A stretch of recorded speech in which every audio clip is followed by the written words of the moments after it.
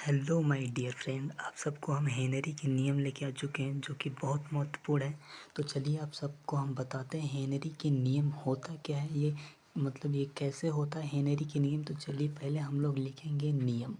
तो हेनरी के नियम पहले हेडिंग लगा लेंगे, उसके बाद लिखेंगे हेनरी के मतलब नियम। तो हेनरी के नियम के अनुसार स्थिर ताप पर किसी गैस की द्रव में विलेयता गैस के दाब के समानुपाती होता है। क्या होता है?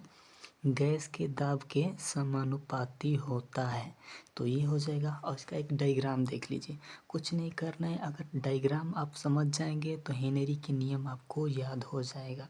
जैसे में कोई हम लोग तसला ले लेते हैं या फिर कोई कढ़ाई ले लेते हैं। अगर मान लीजिए कोई तसला है, अगर उसमें हम लोग जल भर दे रहे हैं, जल भरने के बाद ऊपर से गैस का जो दाब डालेंगे ना, तो वो इसमें घुल जाएगा। क्या होगा? इसमें घुल जाएगा। वो घुलने की क्रिया जो होती है ना, वही हेनरी का नियम होता है। जैसे में घुल जाएगा तो इसमें ये जो गैस है, ये वाटर है, वाटर में गैस का दाब डालेंगे तो ये इसमें घुल जाएगा। क्या होगा? इसमें घुल जाएगा। तो घुलने को क्रिया को ही हेनरी के नियम कहते हैं। तो इतना तो आप सबको समझ में आ गया होगा।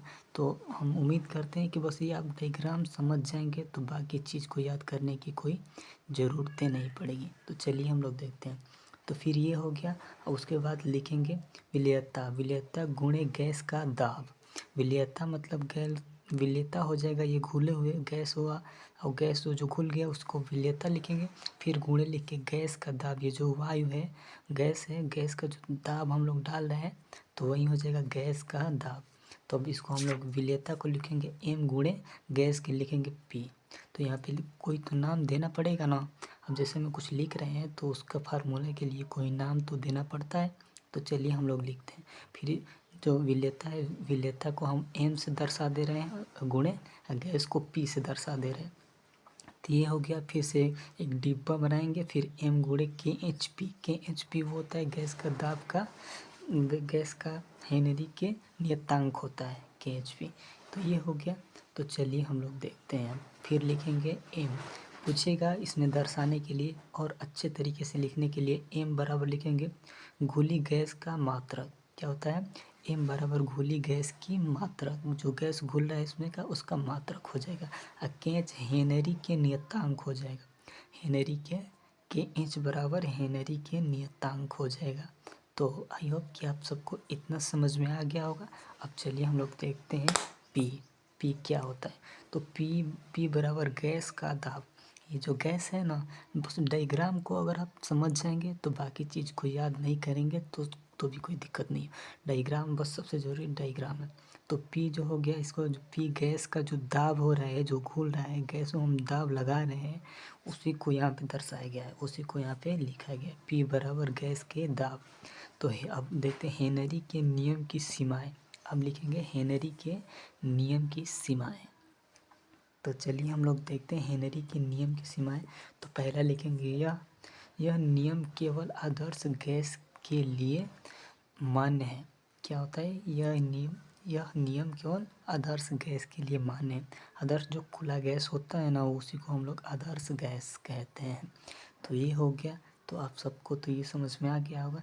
हेनरी की सीमाएं पूछता है, मतलब अक्सर अच्छी अगर कापी ओपी भरना पड़ेगा तो आप सब भरने के लिए चाहते होंगे तो ये लिख सकते हैं, क्योंकि ये सब लिखने से और अच्छा नंबर आता है। तो चलिए हम लोग दूसरा देखते हैं। इसमें विलेयता का ताप बहुत कम नहीं होना चाहिए। इसमें विलेयता का ताप बहुत कम नहीं होना चाहिए।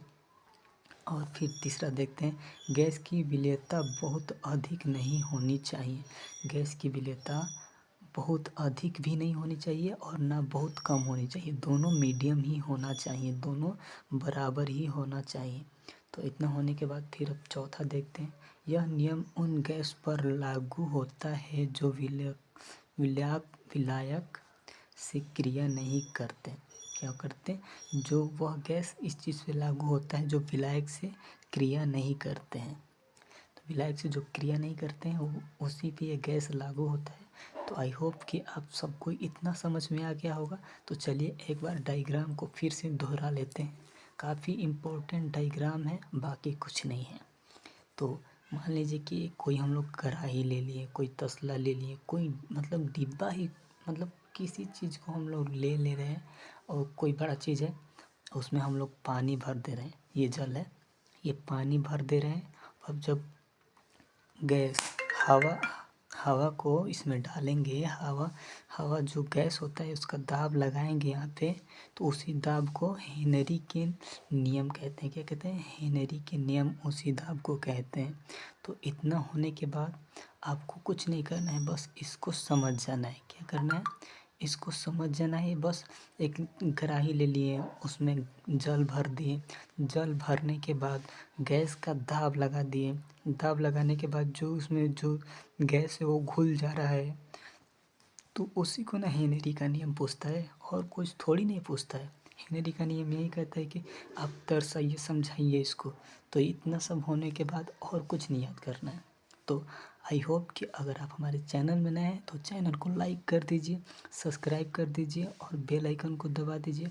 और जितने भी क्लास 10 और 12 के लड़के होंगे आपके यहाँ, तो उनको ये चैनल को शेयर कर दीजिए, क्योंकि 9, 10, 11, 12 की क्लास चलती है इस पर, और बहुत ही अच्छे तरीक़ों से, बहुत सरल तरीक़ों से समझाया जाता है कि ताकि आप सबको तुरंत याद हो जाए, कोई प्रेशर की ज़रूरत नहीं पड़ेगी। और कोई भी प्रश्नों का दिक्कत होगा तो कमेंट में आप सब लिखेंगे, अलाउ कर सकते हैं कि कुछ समझ में नहीं आ रहा है तो फिर मतलब कैसे, मतलब कुछ भी हो तो आप कमेंट में लिख सकते हैं। तो चैनल पे नए हैं तो चैनल को लाइक सब्सक्राइब कर दीजिए। धन्यवाद।